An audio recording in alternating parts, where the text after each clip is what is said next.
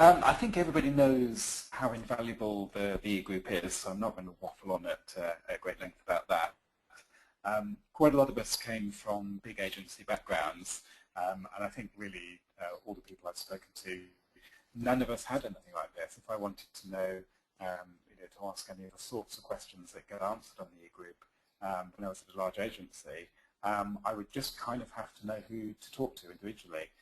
There was no sort of forum that I could pose questions to and get answers back from. The example I always remember is that someone else needed to do a depth interview with a belly dancer, and when that question popped up, I thought, okay, finally there might be the one question that ICGers can't answer, but in fact within about 10 minutes somebody did. You can also occasionally use it for non-research questions. I think there was something recently where somebody was building something in their garden and needed to know about planning permission.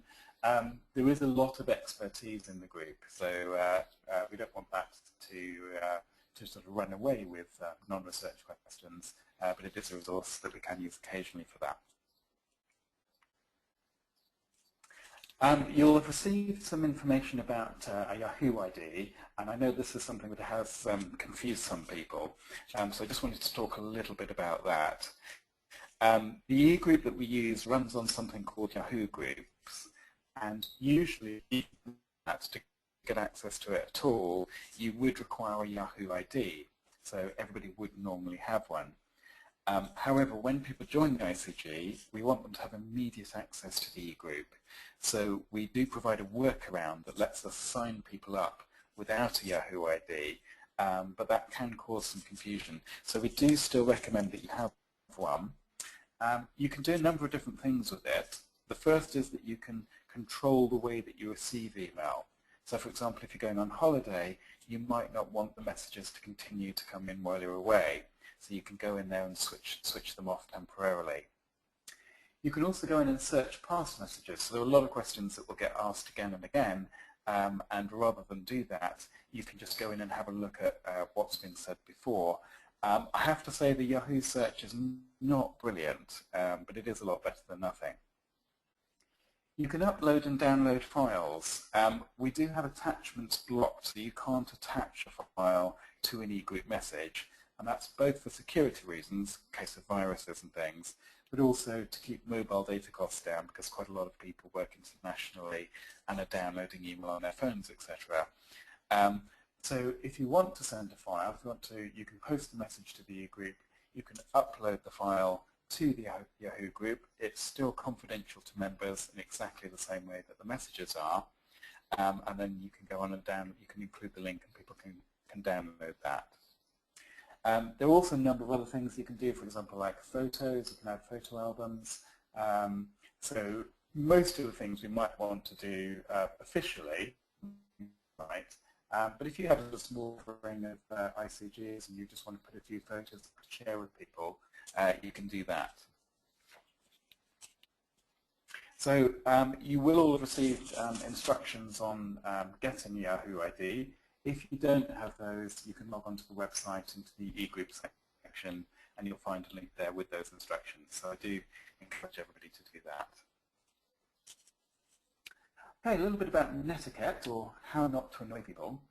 The first thing to stress in the group, everything that is posted to the group is confidential to ICG members, and it's important not even to allude to what was said to non-members. There was a recent case of a company that went bust, and somebody said to the owner of that company, they didn't sort of quote anybody, but they did sort of say, oh, well, there is discussion going on about this. Even that shouldn't be done. The list should be completely confidential. There was some very good advice from the early days of online communities, which was be not offensive nor easily offended. It's very important to remember it's a text-only medium. People can't see if you've got a wry grin or hear the chuckle in your voice. So much as I dislike smileys, they can be helpful from time to time if you're teasing somebody. Fair and factual. If you're making comments on suppliers, which is obviously a very helpful thing to do, It's important both to be objective, so that it's purely factual, and also to be fair, so if there are positives and negatives, to give both sides of the picture. So it would be absolutely fine, for example, to say, well, they delivered the results 3 days after the deadline, but we don't want people just saying, oh God, they're all...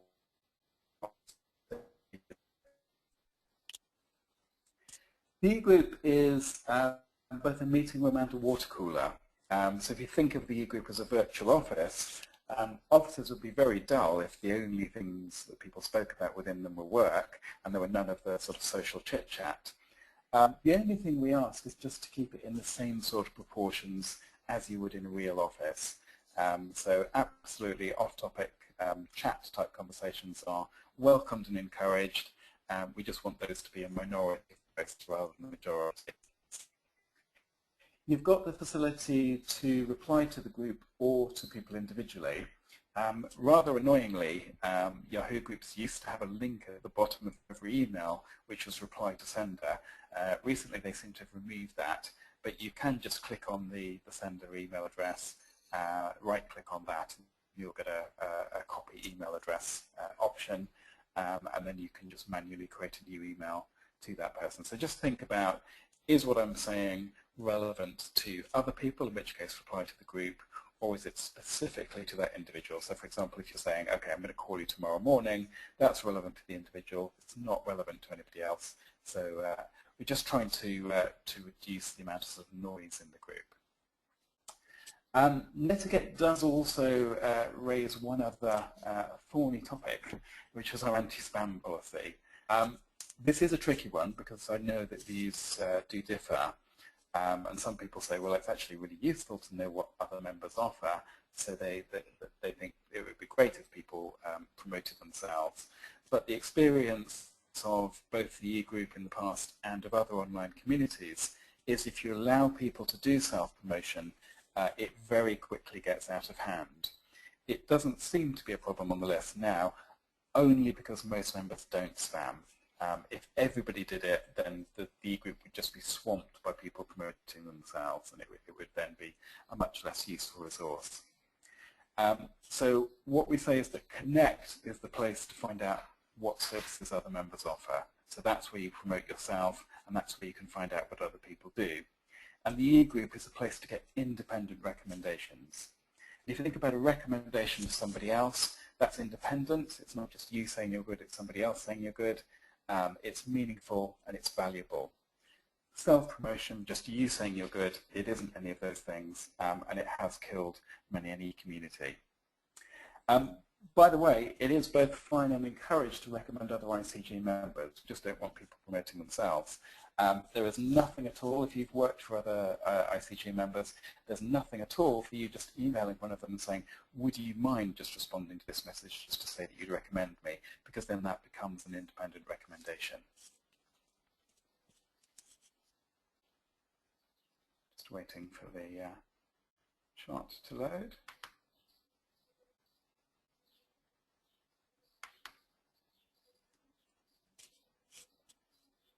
Okay, managing your ICG email, the last thing I'm going to talk about.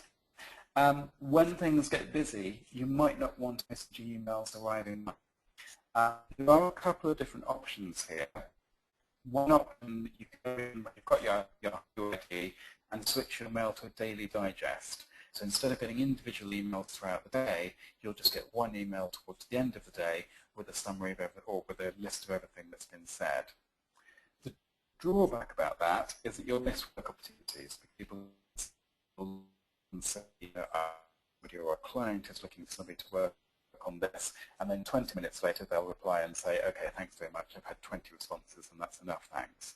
So if you do take the digest, you will tend to miss out on those.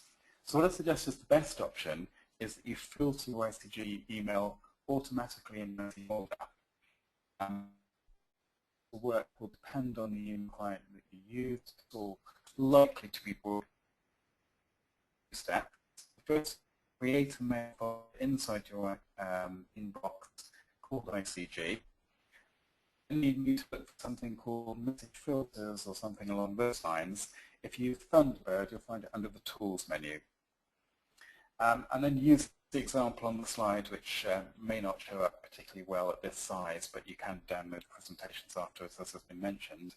And what I've done there is it's checking mail, and it's matching all of the following, and it's looking for from, to, CC, or BCC containing the ICG list. So that means that if a message comes from the list, it's CC the list, all of those things will get caught, and it will automatically then move that message, in my case, into ICG in my plug-and-play research account, so that it will automatically go into that folder. And then you can just click on that folder when you've got time to read things. Incidentally, you can use that same technique with project email. You can filter things by client email address or subject line and go into a project-specific folder, so that can help to make your email a lot more manageable. And then the final thing is that some of you have said that you don't receive your own emails to the group. Yahoo does send your own emails back to you, but some mail servers do filter them out. So for example, email does that, Yahoo Mail does that. So if you're not receiving your own email, you can log in with your Yahoo ID, click on messages on the website, and just make sure that they're. If you want emails, just BC your CC copy and then that back. Okay, that's all. Hope that's been a helpful, if quick overview.